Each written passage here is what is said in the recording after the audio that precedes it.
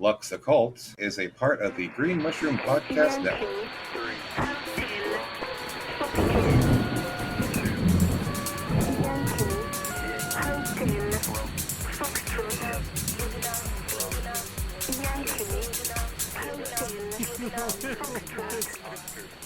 O wanderers in the shadowed land, despair not, for though dark they stand, all woods there must end at last, and see the open sun go past, the setting sun, the rising sun, the day's end, or the day's begun, for east or west, all woods must fail. That is All Woods Must Fail by J.R.R. Tolkien.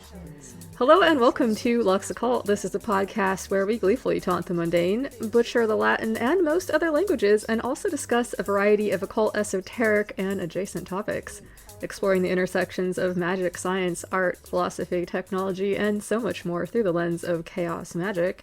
This is occultism for everyone. I'm your host, Lux Estrada, and if you're hearing the sound of my voice right now, that means that this show, and magic for that matter, are for you if you want them. There are a lot of different ways to be more free in the world, and using magic or making space for a spiritual practice in your life can be one of them. As always, I don't speak for anybody but myself. People can, will, and should disagree sometimes with the things that I or my guests say on this show.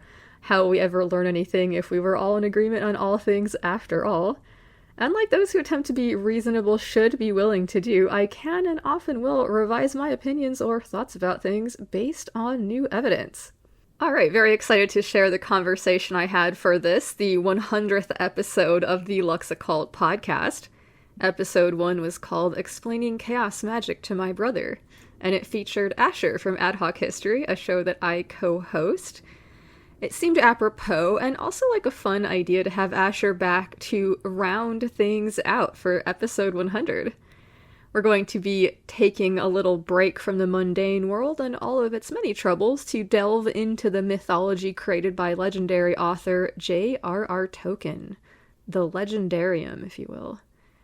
It's my assertion that Tolkien's work has had a meaningful impact both in the art world and in the magical one, and there's a lot in terms of pop culture magic to be gleaned from our conversation today. We're going to touch base about some of the chaos magic topics Asher and I have talked about in previous episodes, and we will discover to what degree he has fucked around and what, if anything, he found out in the process. Since Asher has been doing a bit of a deep dive into the topic of the Legendarium, we're going to let him be our tour guide as we proceed to journey together into this vast and magical realm. Lots of fun stuff to get into here today, but before we do, let me remind you quickly that if you like the show or the other work I've been getting into, you can support it on Patreon. If you do so, this will give you the ability to take a bibliomancy break with me. There are no tiers or levels or whatever, so give as you will. There are also a few fun new things available on Patreon, including a Void Journal entry and a recording of a ceremony where some participants of the Green Mushroom Project and I conducted some Mars-aspected astral work led by Dave Audrey of the Unearthing Paranormalcy podcast. Thanks so much, Dave, and everybody who participated in that. Looking forward to continuing that work soon.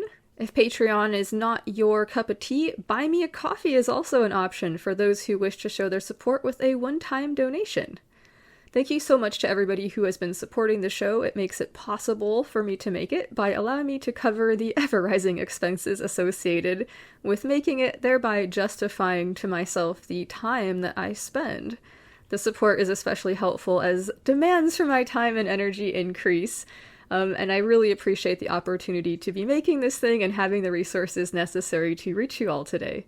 So many thanks for all the support, which is making the show possible. Cheers.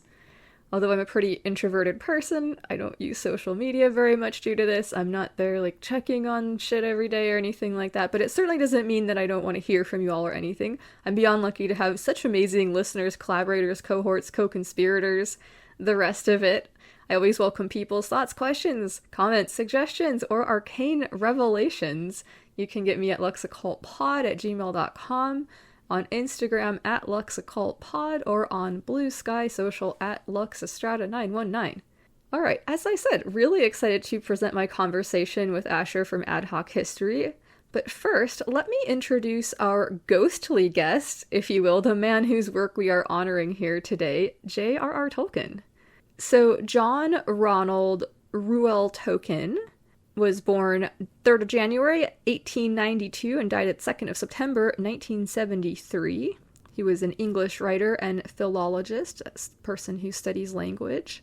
He was the author of the high fantasy works The Hobbit and The Lord of the Rings. From 1925 to 1959, he was a professor and a fellow at Pembroke College and then Merton College. These are both at the University of Oxford. Tolkien was a close friend of C.S. Lewis, another fantasy author, and co-member of the informal literary discussion group, the Inklings. He was appointed a commander of the Order of the British Empire by Queen Elizabeth II in 1972. After Tolkien's death, his son Christopher published a series of works based on his father's extensive notes and unpublished manuscripts, including the Silmarillion.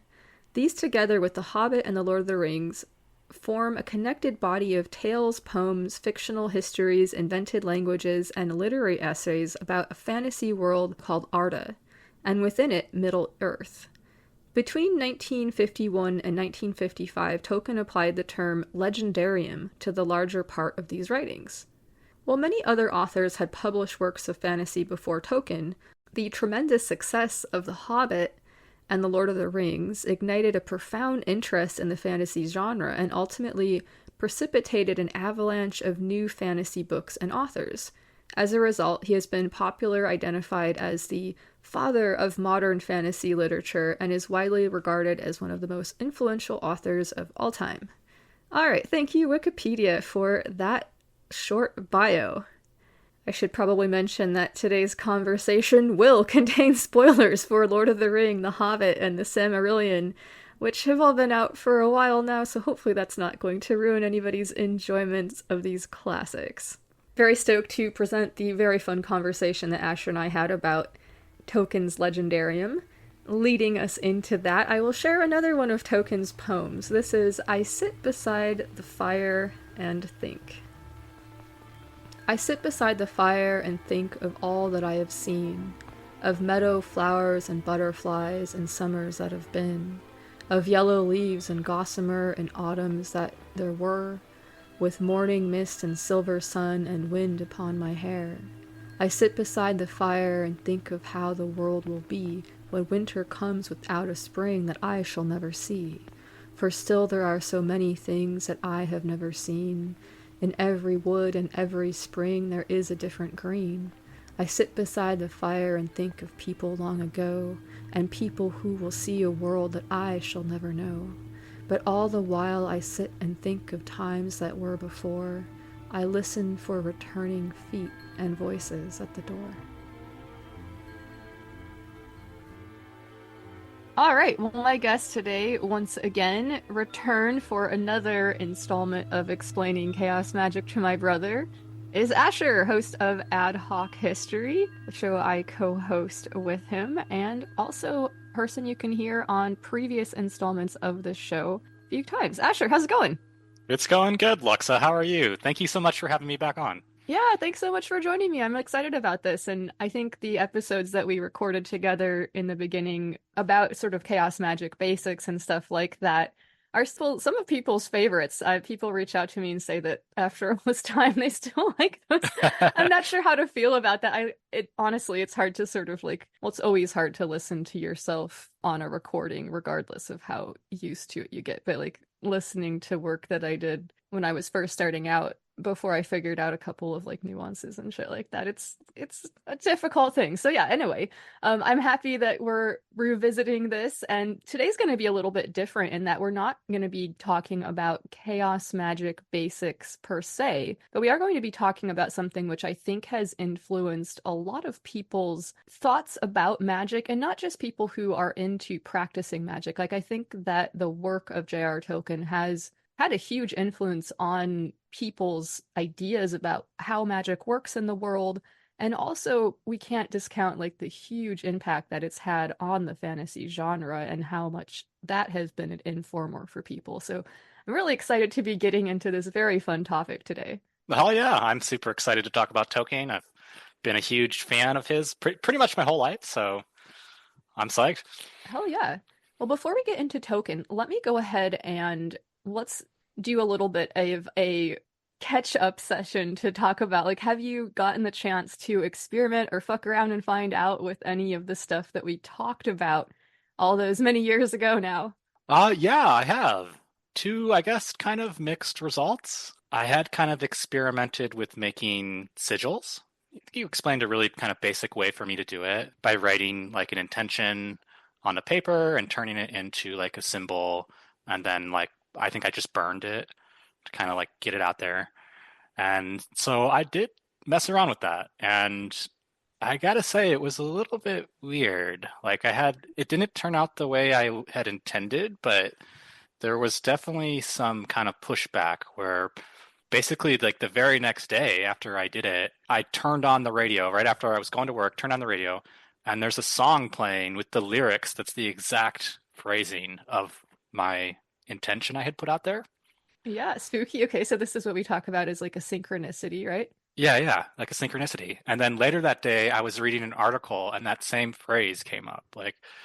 And so it didn't manifest in how I had originally intended it to, but there was definitely some synchronicity kind of pushback. And to be honest, it was a little bit weird for me and it made me kind of uncomfortable. I Okay. haven't really messed around with it since.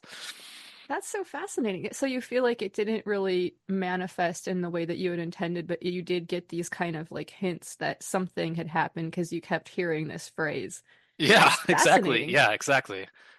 But this And was not everything is for everybody. Like some people when that happened would be like, "Ooh, yeah, I love it. Let's get even more weird." Right? Like and yeah, some people yeah. are like, "Ooh, this isn't for me." And not everything is for everybody, and that's okay. So, yeah. But yeah, it was a little bit unsettling. I gotta be perfectly honest. And it felt like something it felt like I didn't do what I was doing and like I might be like, I don't know, getting in over my head or something like that. Okay. Yeah. I mean, that's definitely a common experience I think people have playing around with this mysterious shit for sure. Like some people like mysterious sources best left alone or whatever. So, Yeah. fuck yeah, very cool. What about dream practices? Have you had any interesting dream stuff going on? Because I know that was another thing that we talked about in another episode of the show. Yeah, I'm a prolific dreamer and that continues to happen. I don't really keep a journal like I've done that in the past. But yeah, I still have crazy dreams basically every night, like multiple dreams every night that are just insane. And it's a little bit maddening even. Like it's another one, like trying to keep track of all this stuff. Like it's like a whole nother world. And Mm. sometimes it just feels like it's better to just kind of let it go. Yeah, sure. I mean, I think it's best to trust your instinct in terms of like how you're gonna interact with this stuff. Yeah. All right, well, fuck yeah. Well, let's get into Tolkien. So you told me recently that you've been kind of like doing like a deep trip down the rabbit hole with this stuff. What does that look like for you? It's just Tolkien is just so amazing. Like the only figure that I can really think of that kind of compares to him would be like Mozart. And like Mozart was like a savant. He was writing symphonies when he was like 12 years old or something, right? Like just this Mhm. guy that there probably will never be another Mozart or whatever. But I think Tolkien's kind of in the similar vein where he created his first language when he was 14 years old. And so he had this deep love and fascination with language. And that's kind of at the key of all of his writings is that it Mhm. kind of stems from there, but it branches off into myth and into cosmology and into just awesome storytelling. And like so for me, like our mom read me Lord of the Rings and The Hobbit when I was a kid, and I really liked them. Like the stories were great. Like it's a fantastic story. And all these years later, there's still more to learn or still more to contemplate, to delve into with Tolkien. That the breadth of this work is just, I can't think of anything else like it. And so, yeah, I've just been kind of diving in and getting into his it's called the Legendarium, which is kind of like the myths and legends that set the stage, the world building for the world in which The Hobbit and The Lord of the Rings take place in. And these writings were never published during his lifetime. They were kind of like his personal musings. And eventually it spilled into his professional career as a writer of children's books. Hmm. He said, he could no longer contain them and they just started entering. And like, there's a whole progression through his writing where like, so he starts writing, these really innocuous kids books, but then there's a wizard in it, and eventually you get to The Hobbit and elements of his kind of personal mythology that he had created just for himself starts spilling into his professional work. And when his publisher comes and wants, a sequel to The Hobbit because it was very popular, he's going to make a sequel that's going to be another kid's book. But in the process of writing The Lord of the Rings, he can no longer contain the floodwaters of his own personal legendarium, and it spills into the story and kind of connects his professional writing career with his personal kind of legendary mythology that he had created just for himself. And so delving into these kind of unpublished writings, they're later kind of edited and arranged by his son, which must have been a monumental task. And they are later published, in the 70s after his death. So we can actually enjoy and kind of delve into the history of this world that he created and all the legends. And so not only is the breadth of this work unbelievable, like it spans the ages from the very creation of the world through thousands of years of history, but the depth is also fascinating because the characters grow and they have real believable motivations, and there's threads of irony that connect events that happened thousands and thousands of years ago into the modern struggle of Sauron versus the free peoples of Middle Earth. And so it's just amazing that this man could create such a world that has so much depth and breadth to it that I can still enjoy it decades later. Yeah, I fucking love it. Let's talk a little bit about who he was as a person and how that might have informed his work and the spirituality and stuff that we find in it. Yeah. So he was a devout Catholic, which is kind of like reading The Lord of the Rings. You would not think that this is like kind of inspired by Catholic theology, but for him, it kind of was like, but on a personal level, so he was a professor of ancient languages at Oxford. So he's a very intellectual man. And he created all these languages. Like I think there's like 4 different languages he created in The Lord of the Rings itself, like 2 forms of Elvish, the Dwarven language and the Black speech of Mordor. But he made his own languages on the side. So he was just an incredibly intellectual man. But he was also really interested in kind of like the Anglo-Saxon history of England. And so after the fall of Rome, chaos reigns in Britain. There's eventually these big migrations from people in modern day Germany, the Anglos and the Saxons.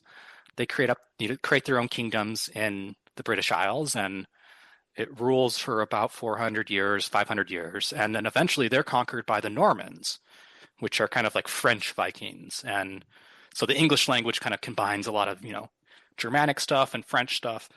But he was really interested in pre-Norman England and Celtic England too. And so he kind of wanted to create like his own mythology for like this kind of lost past that was kind of snuffed out by the Norman conquest.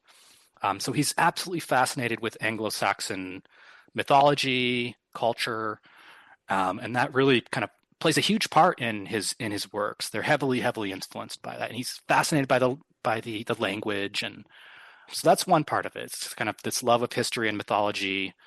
On a personal level, he fought in World War One, and he fought at probably one of the worst battles to ever take place, the Battle of the Somme, just a apocalyptic battle that millions of people died in, and it was futile. So in his own personal life, he's kind of been through maybe one of the worst experiences you could possibly ever imagine, being in the Great War, and he survives. And I think he's one of his group of friends. I think he's the only one that survives, so he's experienced war and tragedy and loss on a very deep level, but he still is very faithful in his religion. And I think a lot of like the writings kind of mixes all of these things together where, I know, if we want to be religious and we want to believe then God is good, how can things like World War I, how can the Psalm happen? Hmm.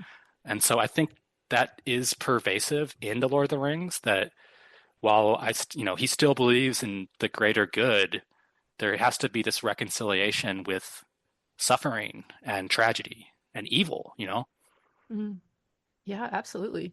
So in his mythology, am I correct in remembering you telling me that like the world is kind of spoken into being? Yeah, yeah. It's saying into existence. Okay, so kind of similar to like, we have the creator God in some versions of the Bible, like speaking the world into existence, right? So it's this kind of interesting parallel. And Tolkien, as a linguist, there's an interesting kind of relationship with him creating this whole world through his languages and things like that. And yeah, I love it. It's very Yeah, like I mean, we could wheels talk a little within bit. wheels, So Yeah, yeah. We could talk a little bit about his cosmology if you want. yeah, I would love it. So this is the first chapter in the Silmarillion, and this is the book that's the compiled manuscripts that were never published that are arranged by his son, Christopher Tolkien, after his death. The Silmarillion is amazing, but it is difficult to read. It's not like a novel. It's it's very dense. It's like a history book about land that never existed. Yes, yes. Not only history, but this kind of cosmology. But Mm. so I think it's called the Ainur Lindale, which are these are words in his Elvish language. Like a lot of the book has these Elvish words in it, so it's literally like reading a foreign language. But the Ainur Lindale is kind of the creation of Middle Earth, and in the very beginning, there is kind of like this one entity named Ero Iluvatar. And from the thoughts of this entity, new beings are brought into existence. And these are called the Ainur. And these are kind of like gods or angels. And there's kind of two different classes to them. There's the Valar, which are the most powerful. There's only 12 of them, the most powerful of the Ainur. And then there's the Maiar, which there's many, many more of them. And they're kind of like less powerful, but still, very, very powerful spiritual entities. And they're existing outside of time and space in the timeless halls, is what it's called. And Iluvatar, while it's this amazing being that seemingly could create the world by itself, it chooses to kind of separate itself into these other aspects, these aspects of its thought. And these form the Ainur. And together, they all form a chorus and they sing the world into existence. But while this is happening, there is a problem. And the mightiest of the Valar was a being by the name of Melkor. And Melkor had the greatest gifts of all of the other Ainur. And Melkor would wander the void looking for something that only Eru had. And this is called the secret fire. This is kind of like the spark of life. Only Eru had this. But Melkor, being the greatest of the Valar, desired nothing more than to create, had this intense urge to create, and it saw that it was stronger than its siblings, and it was looking for the secret fire, wandering the void, but it could never find it because the secret fire was only with Eru. And when the time of the song came, Melkor sings a discordant verse. So Eru puts forth this theme. All the Ainur join in this theme, and they start seeing visions of the world they're going to create. But Melkor has his own idea on creation. And so he sings a discord in the Song of Creation, a different melody, and it creates this discord. And other Maiar and other, these angelic beings, they're drawn to his greatness and they start singing his tune. And so the Song of Creation is kind of marred by the greatest among the angelic godlike beings trying to influence it outside of the vision of Eru Iluvatar. Does that make sense? Yeah, and I can see the sort of echoes of some Christian theology here about like, this idea of Lucifer and things like that I think there's Exactly, some yeah. parallels that we are pretty easy to spot. Very cool. Fuck yeah. Yeah, so it's kind of like a Luciferic being. But so eventually the song is disrupted. Some of the Maiar stop singing. Iluvatar raises one hand and introduces a new theme into the song. Melkor counters with a new theme of his own. The discord continues. Iluvatar raises his other hand, and a new tune is brought forth. Melkor does it again, and eventually Iluvatar raises both hands, and this third and final theme encapsulates the discord that Melkor has introduced into the Song of Creation. And the world is brought into being, but it's not the original kind of perfect world that was envisioned. It's kind of a flawed creation. And this reminds me a lot of like Zoroastrianism, where an attempt to reconcile how things went wrong at the very beginning, how can we have suffering and loss and all these horrible things in the world if God is still good? But anyways, yeah, so that's how the world's created.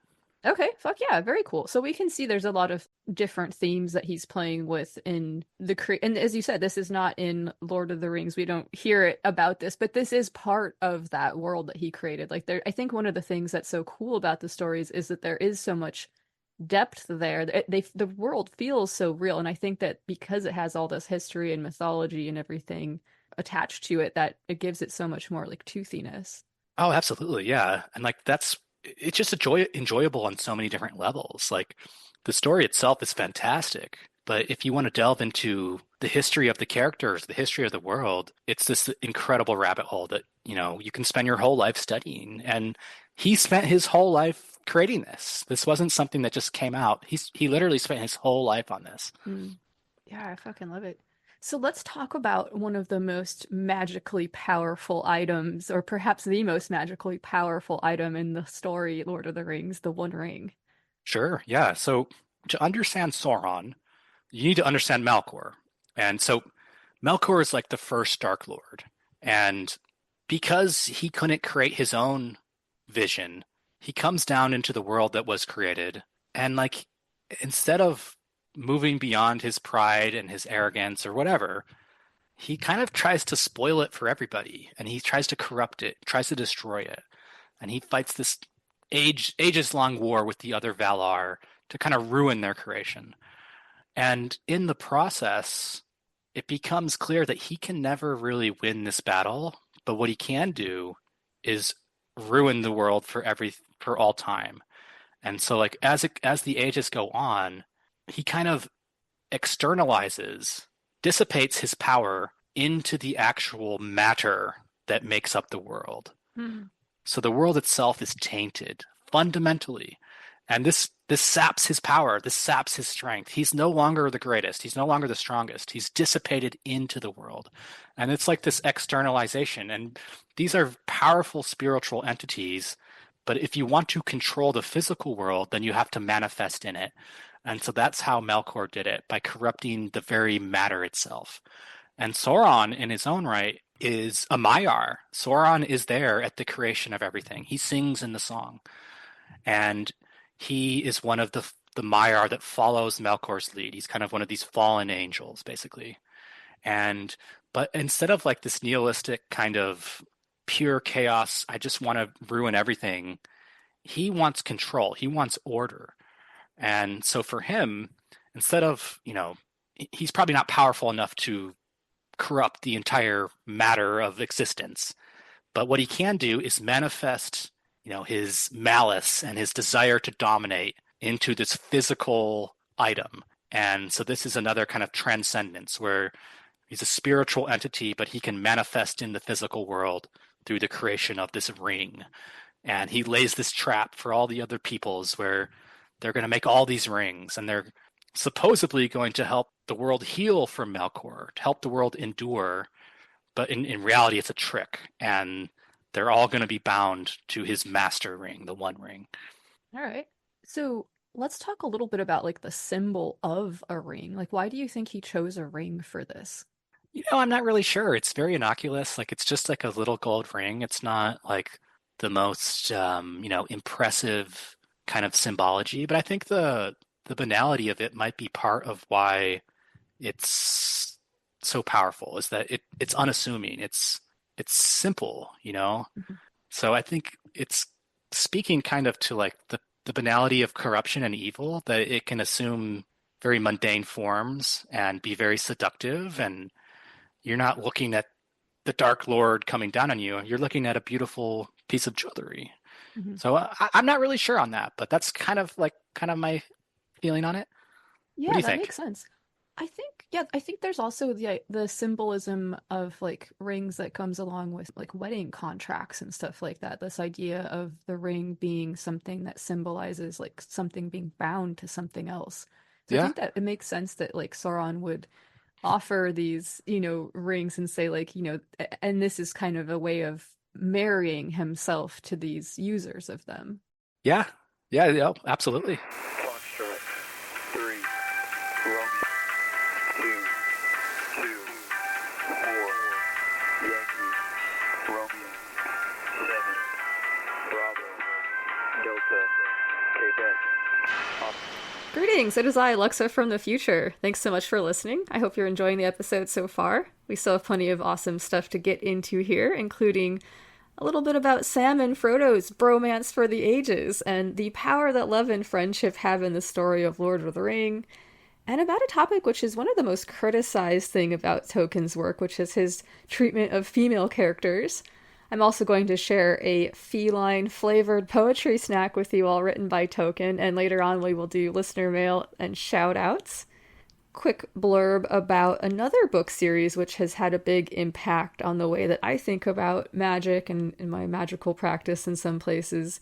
If you like the sort of classic sword and sorcery style fantasy and are into a lot of like, I've heard it called punishing complexity and world building and stuff like that, check out Malazan Book of the Fallen by Steven Erikson. I really like the magic in the world and the way that the author handles themes like gender and empire and power and apotheosis and things like that. They're all really interesting.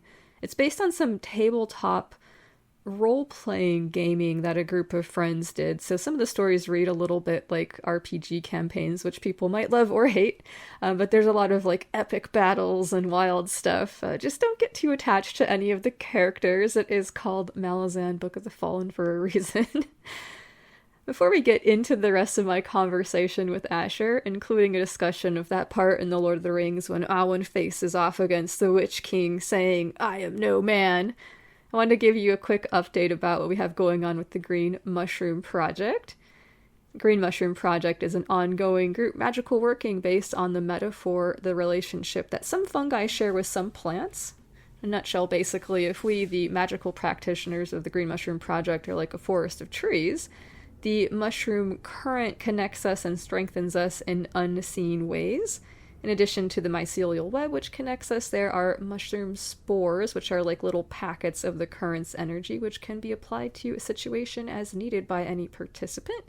You can think about them as being like micro-servitors.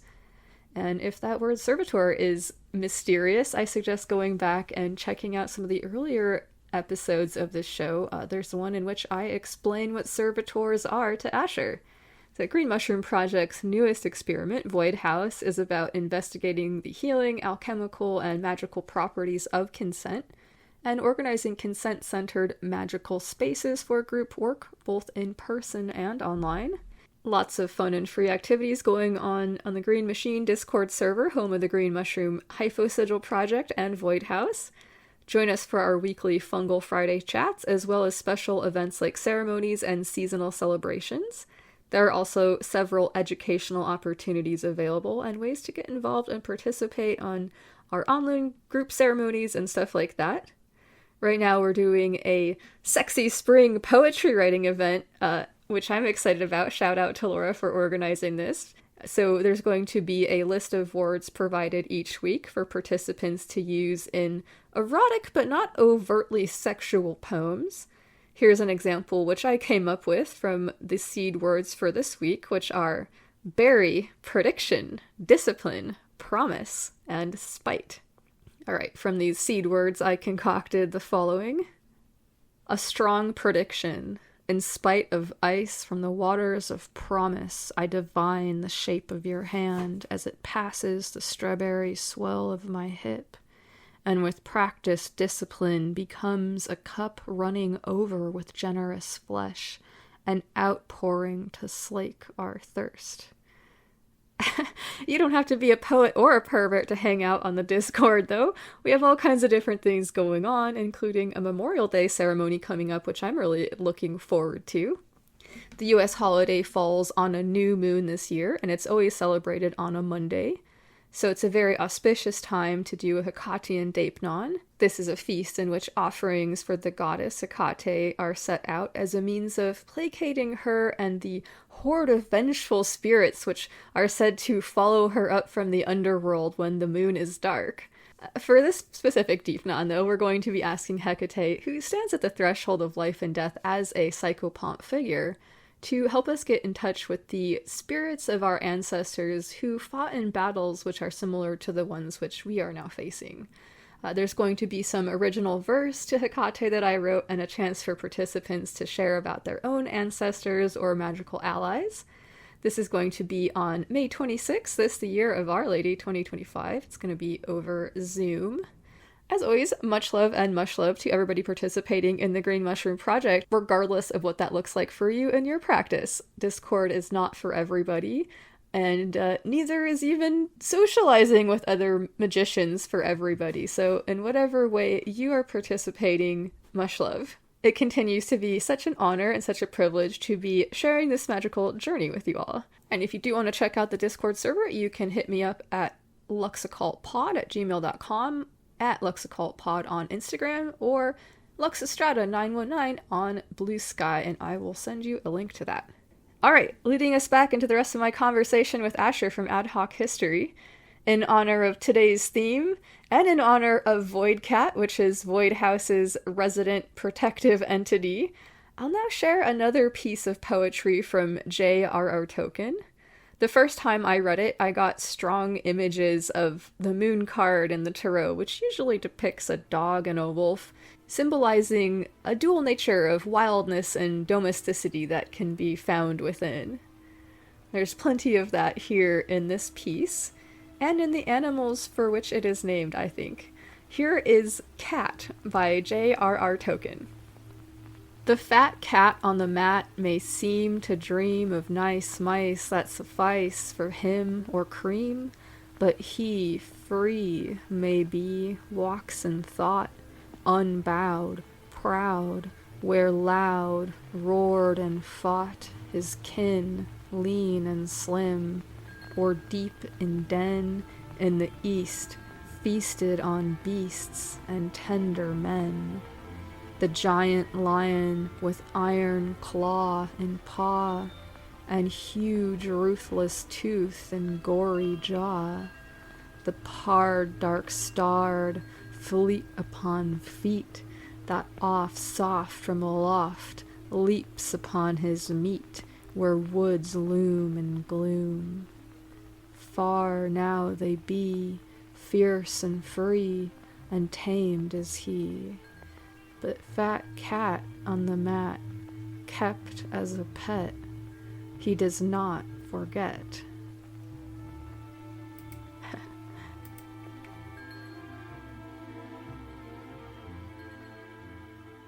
Well, I like that we can see these kinds of other, echoes of religious themes about, the matter of the world being corrupt and everything like that. This comes up in several other Christian esoteric philosophies and everything. So yeah. Yeah, and Zoroastrian too. When I read that, it really reminded me of Zoroastrianism. It's not the same because in Zoroastrianism there's like a duality. The Dark Lord is not created by God. It just exists as a dual presence at the very beginning. But when creation is, created, it's fundamentally tainted by this adversarial kind of darkness. So yeah, that part of it really reminded me of Zoroastrianism and all kinds of esoteric Christian traditions, the Gnostics and I'm sure various others. Yeah, absolutely. Yeah, there's all kinds of different stripes and interpretations of this stuff. It's such a rich tapestry for sure. But it really doesn't seem Catholic to me. I don't know that much about Catholicism, to be perfectly honest. But as far as an orthodoxy goes, it's kind of like that God did everything, and that God's perfect. And so how can the world be flawed, So it seems to me, even though this is supposedly a Catholic text, it doesn't really feel that way to me. Yeah, that's interesting. I would probably wouldn't have guessed that he was Catholic if you hadn't told me, right? That makes sense. Yeah, I wouldn't have either. So let's talk a little bit about the power, the magic of friendship and Sam and Frodo and the bromance that we see between them. And Sure, yeah. because I think that this is kind of one of the most central and important messages of the text is this like this friendship and this power of love is really what becomes more powerful than this, ring that is threatening everybody. Absolutely. It's really interesting to kind of look at it at a more critical eye. Like there's really like Sauron is the antagonist of the book, but he doesn't speak any lines. He's never seen. He's never there. He just kind of exists in the background. Like the real antagonist of the book is the ring. Mhm. Like the MacGuffin, like the storytelling element is the antagonist.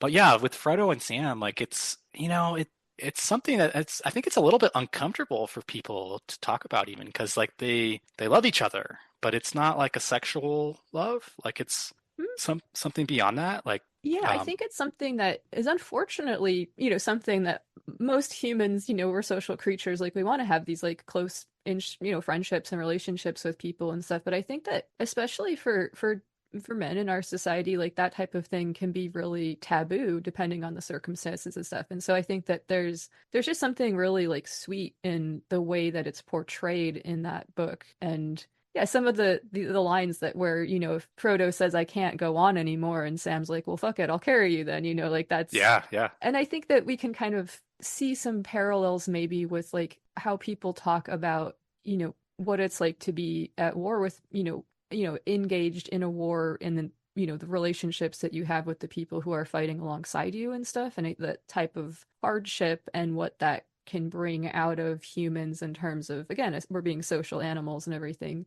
Absolutely. Like I think a lot of the Sam Frodo relationship is kind of like the camaraderie of war, Mm-hmm. where you're going to Mordor, you're going to Fire and Ash, like you're going to hell, and you're suffering, but through the pain and through the hardships, the bonds of camaraderie, the bonds of brotherhood endure, and it's what gives you strength to keep going. And I think that is probably the like maybe something that does really speak to his experiences fighting in World War One, that we could have these really profound relationships that are difficult to kind of relate to unless you're kind of going through a similar situation where you're being tested. You're facing unsurmountable odds, and what keeps you going is your love for your fellow, for your brother, for your friends. Mm-hmm. Yeah, fuck yeah. Let's talk, and this is something that comes up often. Let's talk a little bit about gender in Tolkien's work, and we can talk about one of my favorite scenes, and probably many people's favorite scenes, with the Witch King and everything like that. But this is something that I think this is definitely a topic that feels a little bit awkward for him, I think. Yeah, it is very clumsy, and we were talking last night. We mentioned The Hobbit doesn't have any female There's characters in like it. no, Yeah, there's he not just one. Yeah, sidesteps the issue entirely by not having any females in it at all. There's not and that many characters in it in general, though. So no, there's probably like 12, but still, I mean, and it's in Lord of the Rings, in all of his Legendarium, sex basically never comes up. People have kids, but there's really no kind of like sexual imagery or descriptions or anything like that. Like he just kind of completely avoids that, which I guess could be Catholic. I don't know. Maybe that's kind of like the Catholicism yeah, showing up. could be a little bit of that. I don't know. Yeah. Yeah, But how so are babies made? We don't talk about it. yeah, we don't talk about it. But yeah, I think as far as like us in our current kind of mythos or our current societal milieu, like looking on it today, it does feel a little bit maybe chauvinistic or not inclusive, I guess. Like, and that's one of the major criticisms of Tolkien is that how he handles female characters. But they are in the book, in his Legendarium, there's very powerful female characters, but they're always kind of like reserved, and they kind of have like a dignified power. They're not out there swinging swords and crushing skulls. They're singing songs and using their kind of I don't know, soft power to influence events. Like there's the story of Barion and Luthien, and she sings a song to put Morgoth asleep. She enchants him with her song, and it's like, so they are present in the text, but they're not really, they don't behave like men. There is a very kind of gender kind of specific kind of, I don't know, behavior patterns for these female characters.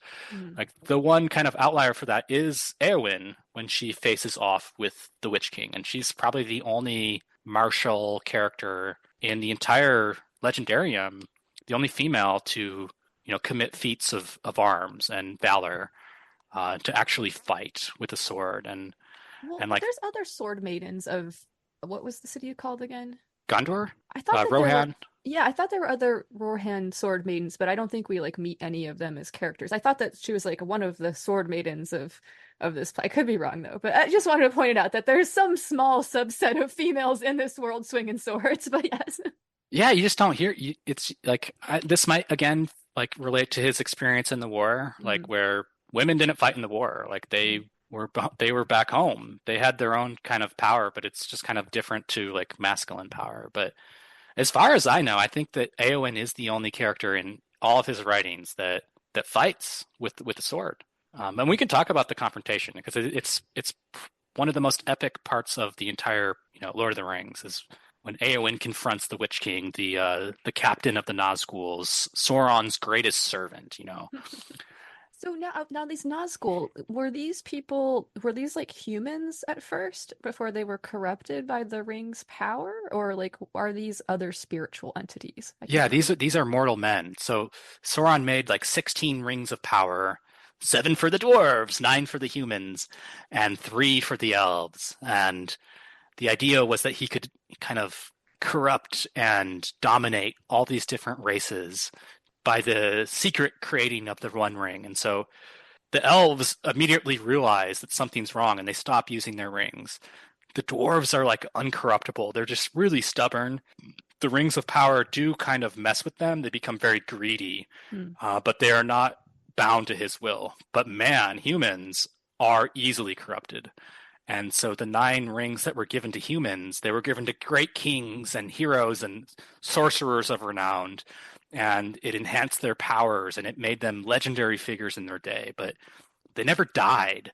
And their life was extended artificially by the ring. And one by one, they fell into darkness and they became these slaves to his will. And so his power over men is almost absolute. And this is kind of the symbolism of his conquest of men. There's very few men that can oppose Sauron. He's conquered most men of Middle Earth. So yeah, they are former kings that are now almost like undead entities, but they aren't like zombies. They've never died, and they've passed from the physical reality into the unseen world. And yeah, these are his greatest servants, and their power is terror. And anywhere they go, they inspire just abject fear and terror and despair and the fear of death. They're kind of like a Grim Reaper symbol. And that's their greatest strength is that people are afraid of them and people, they represent death coming. And in Tolkien's world, death is very interesting because the elves are immortal. They never die, but men are mortal. And it's kind of like this one of the main things that leads to the corruption of men is the jealousy of the immortal life of the elves. Hmm. But the elves view it as a gift because they are not bound to the world. That's tainted by Melkor, by the way. And so the elves slowly fade over time. But men, they die and they go beyond the gates of the night back to Iluvatar. No one knows where they go. And so the elves view this as a gift, but this was a way that, Sauron could corrupt these people by giving them unnatural long life. And so the Nazgul represent this, that this is death incarnate.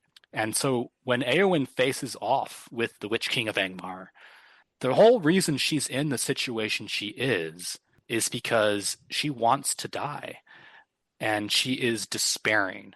Her entire kingdom is about to fall. They're on this kind of suicidal last, heroic, charge.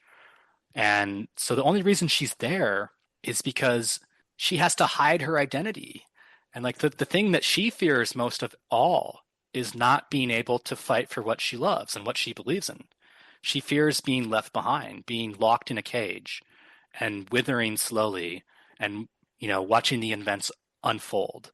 And like, so when the Rohirrim muster to fight Sauron's army that's attacking Minas Tirith, she's supposed to stay behind, but she disguises herself as a man.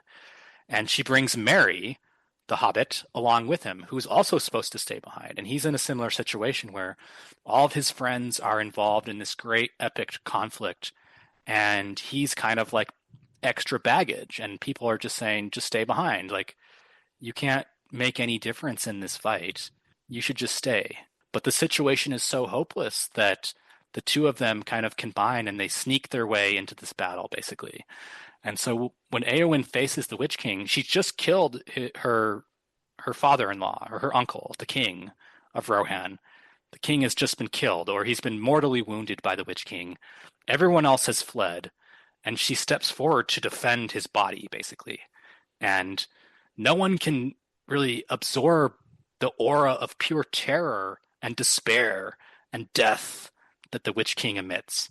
But because she's already so consumed with her own despair, and she seeks death, that his powers have no hold over her. And there's this ancient prophecy that, no man can slay me, was the Witch King's prophecy, that he's like basically undefeatable by men. And he says that to her, and she takes off her helmet and, I'm no man. And she raises her sword. And what does she? And she slays him, right? Yeah, she cuts off the head of his beast. He's on like this kind of like dragon-like beast. She cuts off the head of his beast. He dismounts. He takes his giant mace and he smacks her. But when she takes off her helm, he's taken aback, because he's always believed that he is unkillable. That this prophecy is kind of like set in stone. And while this is a technicality, it's something he never considered. And the fact that she's not afraid of him, I think, is what really makes him take a step back. But yet he still comes at her, smashes her shield, breaks her arm. And then Merry, who is just a little helpless hobbit, who's in this kind of same situation, is mortified by fear of this being, absolutely terrified. But he sees her standing alone, and he thinks that she shouldn't have to die alone. Like, I'm at least going to die with her. And he comes up behind and stabs the Witch King in the knee. And this gives Éowyn an opening where the Witch King is distracted, and she thrusts her sword into his head and defeats him and destroys him. Fuck yeah. Thank you for recounting the battle. I appreciate it. It's such an unbelievably epic moment in the book. Fuck yeah. And I think that there's this other kind of parallel here where we see this, this power of camaraderie showing through, where this, Witch King's power is able to be overrun by, this little hobbit just wanting to like not let his friend die alone, Yeah. Fuck yeah. So what kind of esoteric or magical or spiritual messages do you personally take away from Tolkien's work? I mean, there are just so many. Like, I think one of the most obvious ones is that anybody can be a hero. Like, it doesn't matter who you are. It doesn't matter where you're from, what your background was. Like, you can rise to greatness. And that, like, the fact that Frodo could destroy the ring, or, lead to the ring's destruction, was something that Sauron had never considered. He didn't even think anyone would ever even try to destroy the ring. Like, so the fact that like this absolute nobody that's weak, that's frail, that's cowardly, could kind of rise to the moment. Like, I think that's a big thrust of it. That's one of the major thrusts of it. But there's just so many other ones, like the idea that, evil exists in the world. And while it can at times seem like it's triumphing, there's always hope. Like, there is always, we don't know how things are going to work out. Like, the strands of destiny can connect in such a way that unforeseen events can happen. And while things look dark, there's, you should always, have some semblance of hope, would be another aspect. Fuck yeah, I love it. But, there's so many other ones, just staying true to yourself, like a lot of the Lord of the Rings is about like the seduction of power, and how industry and strength are just kind of domineering. But like the simple life, the simple kind of farmers have their own strength, and that if you stay true to what you believe in, that can see you through these kind of dark times, would be like kind of another thread Yeah, But yeah, absolutely. just spitballing here. There's so much else, though. I mean, Oh, I know. It's a lot. It's a lot to unpack for sure. And I like that you mentioned greatness here because I think the way that we define greatness is it can be interesting. This is like when we first started making ad hoc history, I mentioned to you that I have like a really complicated relationship with that term and with how we think about it and how we treat it in our culture and when we study history and stuff. And part of my work with our history podcast is kind of like exploring that and trying to unpack it, right? And Sam and Frodo, like they're the heroes of the story, right? But they don't, they might be celebrated all, all the rest of it, but they choose to, well, Sam at least chooses to go back to the Shire and just live a chill, normal life, right? And actually, we talked about this before, but one of the most terrifying things that he has to do in the whole story is ask the woman that he loves on a date yeah, or something, right? yeah, So yeah. I think this also gives us a little glimpse into Tolkien's relationship with women as well. It does, yeah.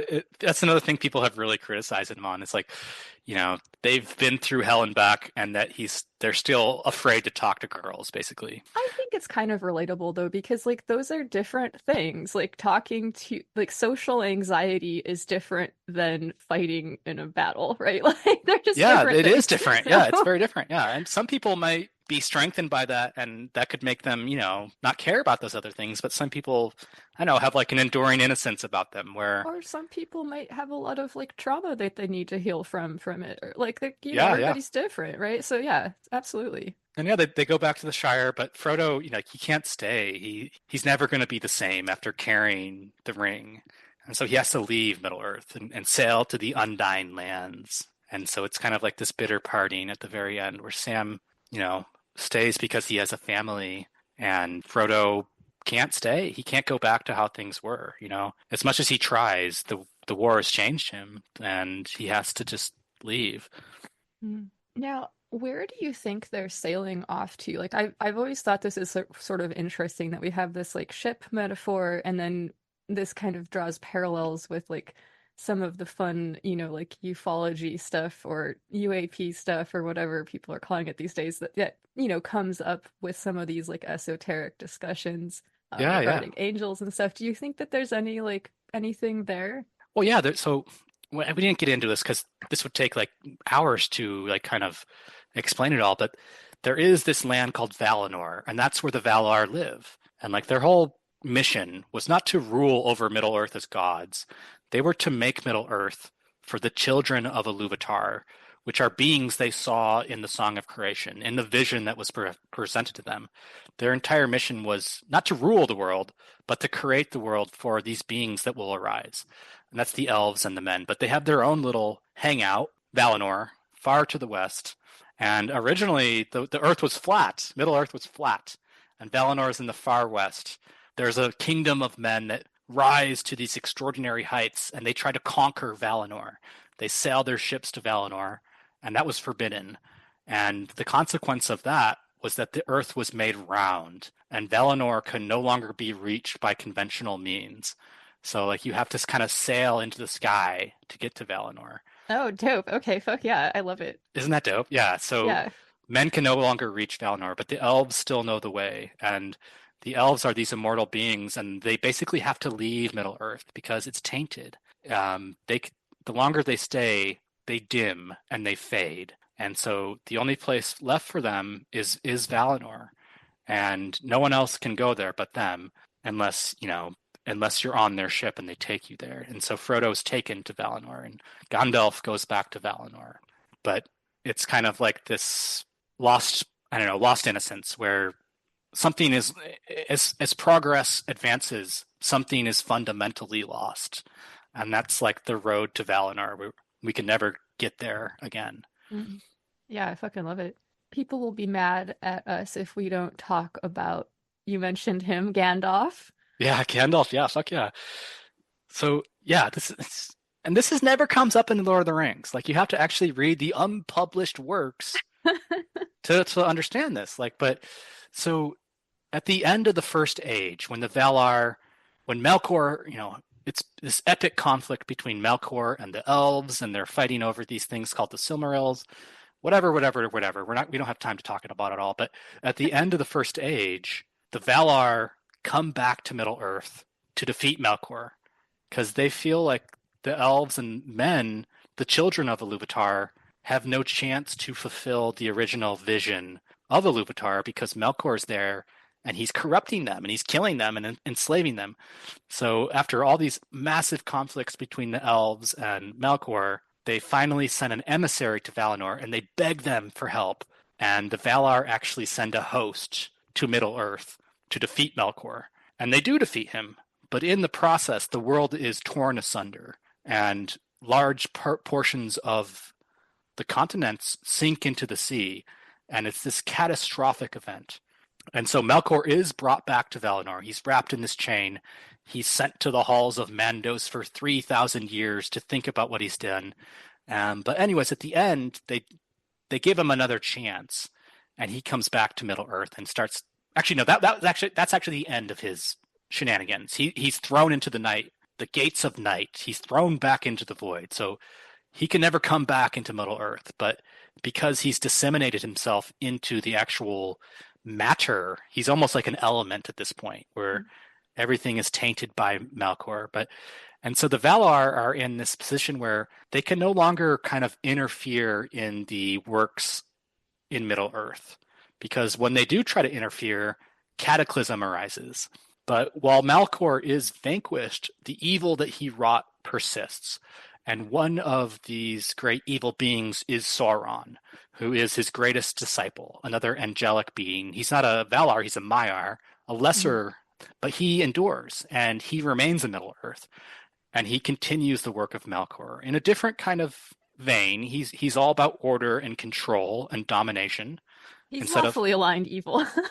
Yeah, he's like lawful evil. Yes. And yeah, Melkor's like chaotic evil. But so the Valar can no longer interfere in the events in Middle-earth, lest another catastrophe. And they don't really have the authority to do that either, because their job was never to rule over the earth. It was to prepare the earth for the children of Iluvatar. And yet Sauron is there corrupting and dominating. And so how can we fight back? And so they come up with an idea to send emissaries to Middle-earth. And these are going to be other Maiar, just like Sauron, that are clothed in flesh, and they appear as old men, weary from the world, and they are sent to Middle-earth. And these are the wizards, the Astari, they're called, and there's 5 of them. And so Gandalf is one of these Astari. And their job is not to defeat Sauron through strength of arms, not to defeat them with their own spiritual powers. It's to inspire the children of Iluvatar, the men and the elves, and guide them in a way where they can actually succeed against Sauron. So it's kind of like a soft hand to guide, the unseen hand kind of thing. When Gandalf changes from Gandalf the Grey to Gandalf the White, what does that transformation entail? So, this is another epic confrontation. So he's Gandalf the Grey. His original name is Aloran, and he didn't want to go to Middle-earth because he was afraid of Sauron. And the Valar said that that's why you should go.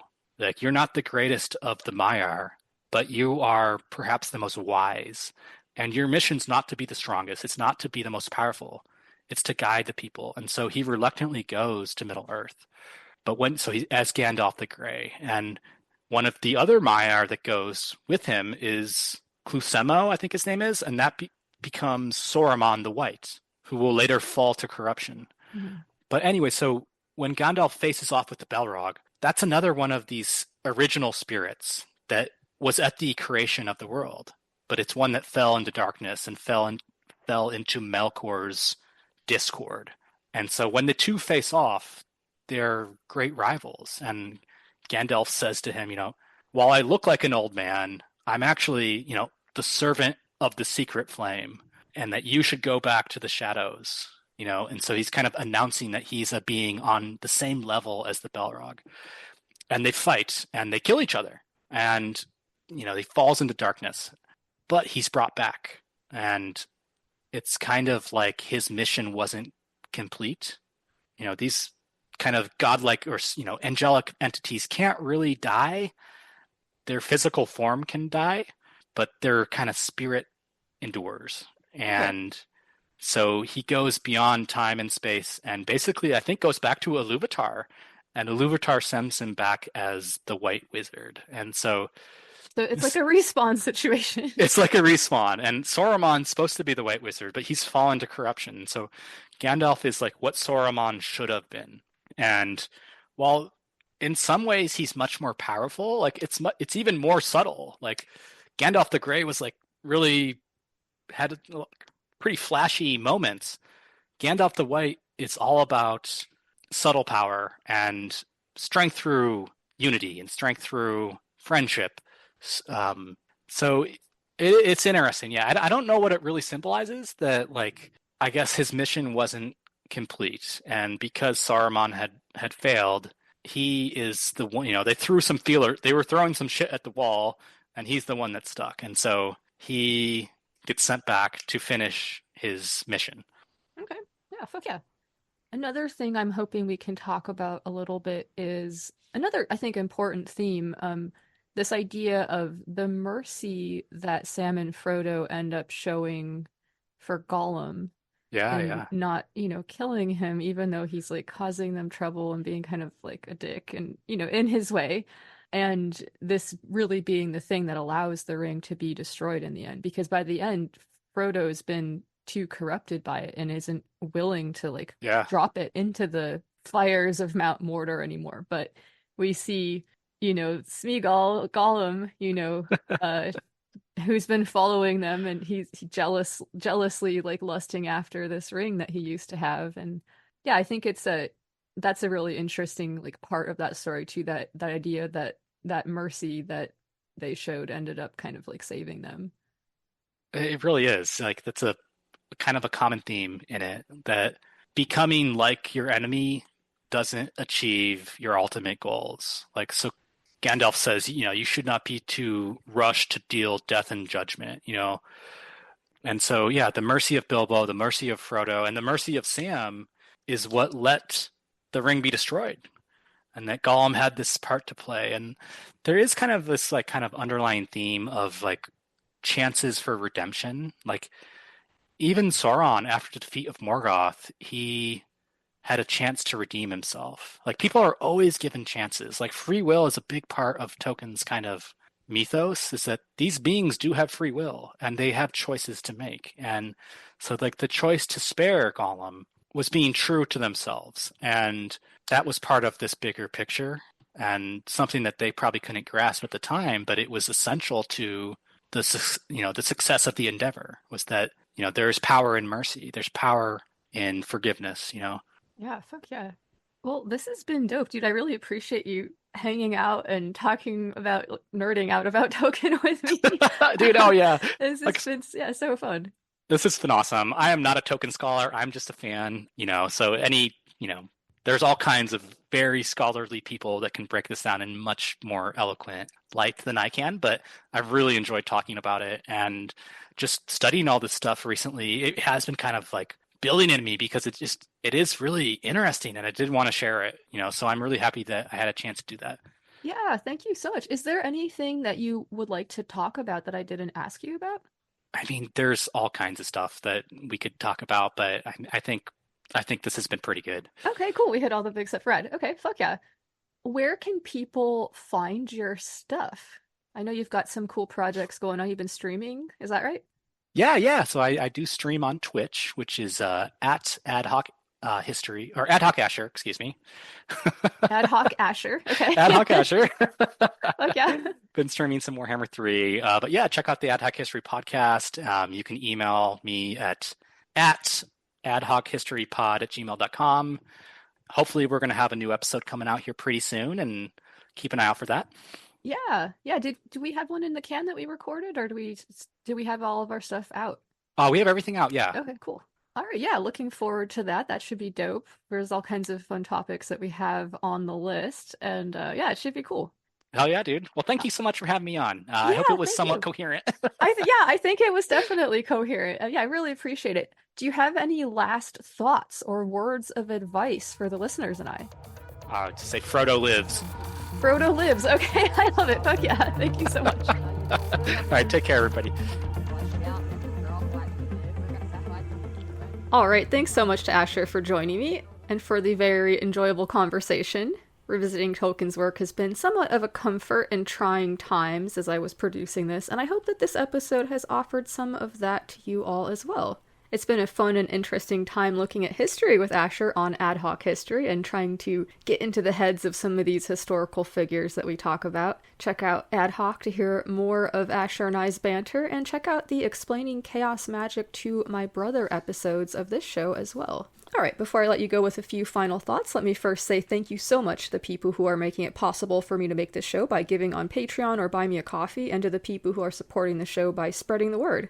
Tell all of your friends, allies, and magical associates about it, as well as everybody you meet at the next PTA meeting, choir rehearsal, bake sale, anarchist collective, coffee clutch, seance, or ceremonial potluck you attend. You can also post about it on social media or write a positive review where that's a thing. All of this is very helpful, so thanks so much to everybody who has been supporting the show.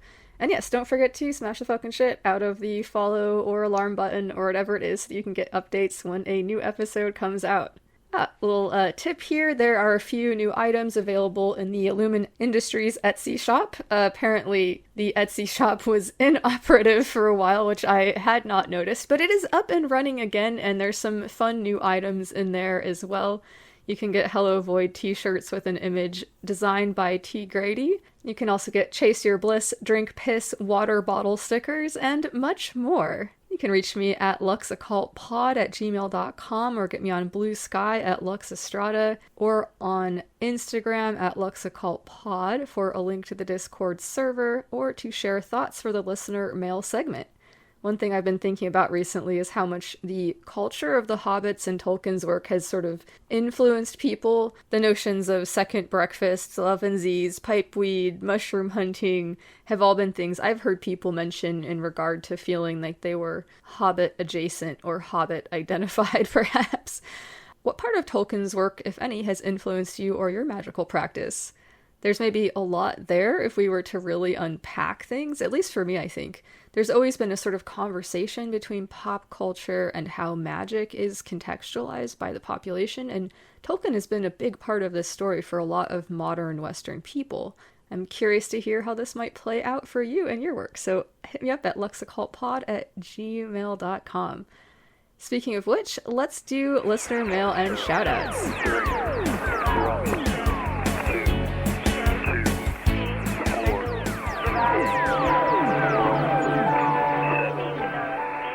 Alright, shout out to you. Yes, you. Thank you for listening. So far, making this show has been a strange journey that began as a sort of fever dream and a magical experiment and developed into a creature all of its own. As me and Pear, aka the Tomo Bedlam, and I were talking about in the last episode, art or creative projects don't really coalesce without the participation of the observer, or in this case, the listener. So thank you so much for being along for the ride. I didn't expect that this show would become as popular as it has, and I'm deeply grateful for everybody who has been a part of that story. I've met some of my favorite people in the world through doing this show, and I'm so grateful for all of it. I'm going to keep working hard to bring you all fun, interesting, and useful content, and we will keep exploring as we stay curious. Shout out and a hearty fuck yar to the fine cadre of pocket mages I have the pleasure of interacting with on the Discord. There's been several occasions where things I've found there have really inspired me and given me hope, and I really appreciate so much the opportunity to be interacting with so many chill and thoughtful people. Something that comes up for me a lot in meditation is this image of a flower opening, and it just keeps opening. There are like infinite petals that unfold. It's not an original image or anything. I'm pretty sure this comes up in a lot of places, but it shows up for me a lot. And with each of these like whorls of petals, whorl is the botanical name for a row of petals, by the way, with each new whorl comes a new shift in perspective, a new sort of iteration or chance for creation and destruction. Seeing the work that people have been up to, in some instances for years now, and seeing how that's developed and unfolded, people's artistic talents, developing, people trying new things and going new places. Several people come to mind here, and just seeing the ways that the results of people's magic has unfolded in their life, and the fun and cool and interesting and beautiful outcomes that have been shared. It all means so much to me. Thank you so much for letting me be a part of that journey. even if it's sometimes just me lurking and being shy or super busy or whatever. Keep kicking ass out there. The road to Mordor may be long, so let us carry each other when it is necessary and find rest and resilience in our digital shire. Greetings to everybody who has been doing what's possible where civic action is concerned. And to everybody in the magical resistance, stay safe and stay strong. Fuck yeah. Thanks to everybody who has reached out and who's been supporting the show by rating, reviewing, and giving on Patreon or Buy Me a Coffee. Whether or not it was featured today, know that all of the missives I receive are appreciated, nay, cherished. So thank you so much for all of the kind outreachings. Alright, some final thoughts here. It's fascinating to think about Tolkien living life with this rich inner fantasy world, which ended up spilling out of him and into our world in the form of his writing. I can sort of relate to having a complex, imaginary inner world. I created a game universe to run tabletop role-playing games in, and it has some world mythology which is pretty near and dear to my own ideas about magic and apotheosis and stuff like that. I actually use it for magical purposes sometimes, this game world. I've run some pretty, I think, rad campaigns in it too. It's handy to have, and the people I've shared some of it with in the form of the games I ran have expressed a lot of enthusiasm about spending more time there and maybe, like, reading some books set there if I'm ever unlazy enough to write them or whatever. It makes me glad that I decided to share it, even though some parts felt really weird and personal. And imagine how different our world might be if Tolkien had never decided to share about Gandalf and the hobbits and dwarves and elves and the rest of it. Or if it hadn't spilled out of him, as Asher mentioned happening. I know tabletop role-playing games probably wouldn't look the way they do, if they were even a thing at all without Tolkien. There's so many tropes which come into the fantasy genre in general through Tolkien's work. And we never know what impact the things we create will end up having in the world. Perhaps the urge to create isn't to be free of our suspicion either.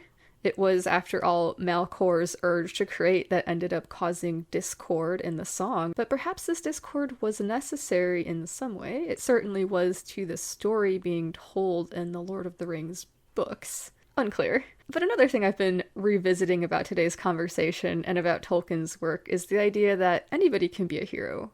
We talked about Aowen facing against the Witch King, but the story is full of small feats of bravery and camaraderie. Sam and Frodo had the chance to kill Gollum, who was sort of a dick and was also a real liability to have around, but they took mercy on him, recognizing that his state of being was something to pity rather than to hate. And in the end, it was this choice that saved them, quite literally, from Frodo being completely lost to the ring's power.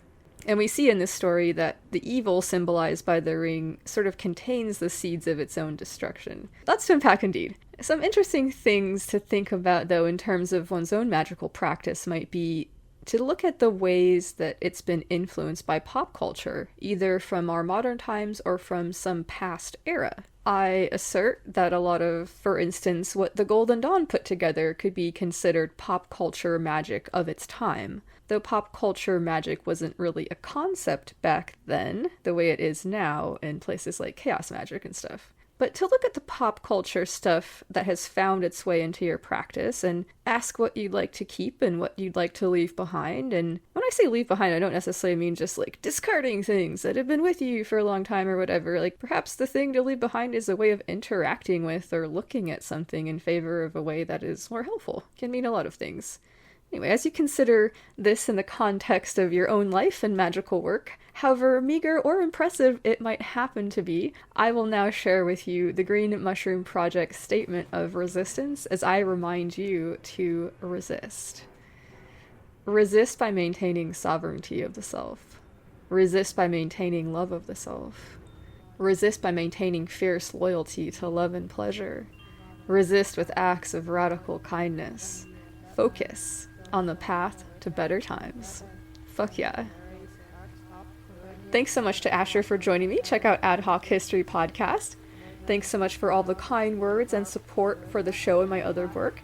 Gratitude to Hecate, The Void, and all of Team Unseen. And most of all, thanks so much to you for listening. Much love.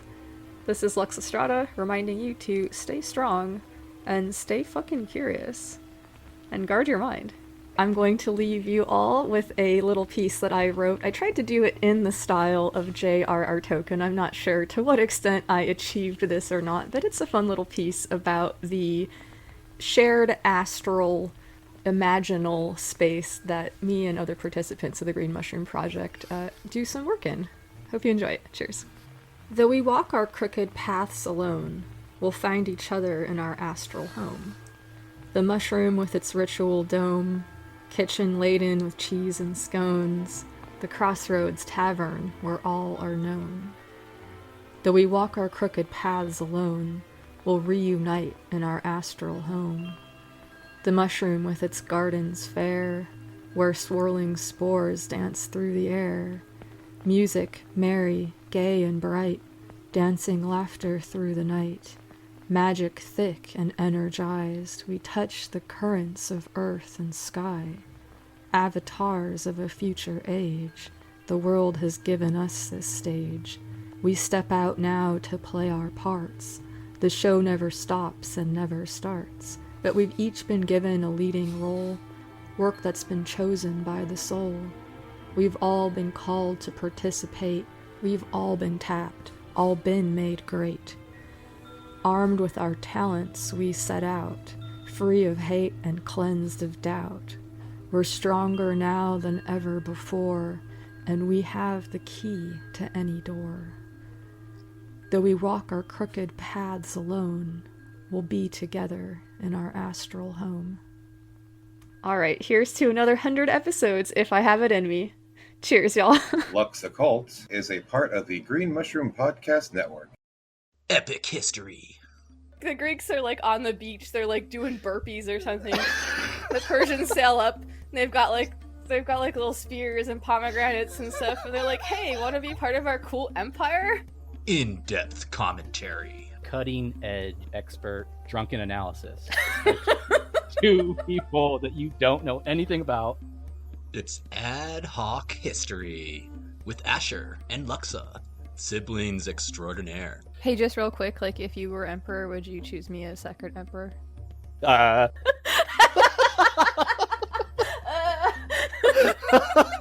Next question. Learning. It's not pretty. It's not nice. And if you want to talk about justification for war and all these things, but when you get to how the sausage is actually made, this is it. It's ad hoc history. It's not the history podcast you wanted. It's the history podcast you deserve. Want to get an important message across but having trouble finding the right words? Wish your gift could express that special sentiment you feel for your partner, friend, coworker, family member, pet psychic, crossing guard, meth dealer, or boss? Now there's a way that your special message can go directly to your gift recipient without them even realizing it. Introducing Sublimitext, the gift card service that works on the subconscious level to let that special someone know exactly what they mean to you. For a flat fee of just $6.66, the Sublimitext service can be added to any Illumin Select gift order and delivered right to the recipient's door. Also available in audio form. Sublimitext is so seamlessly integrated into the consciousness of the recipient, I bet you didn't even realize that we put one right in this ad. P.S. The message is, I love you. And you'll love Sublimitext or your money back. See Illumin Industries Cyber Catalog for details.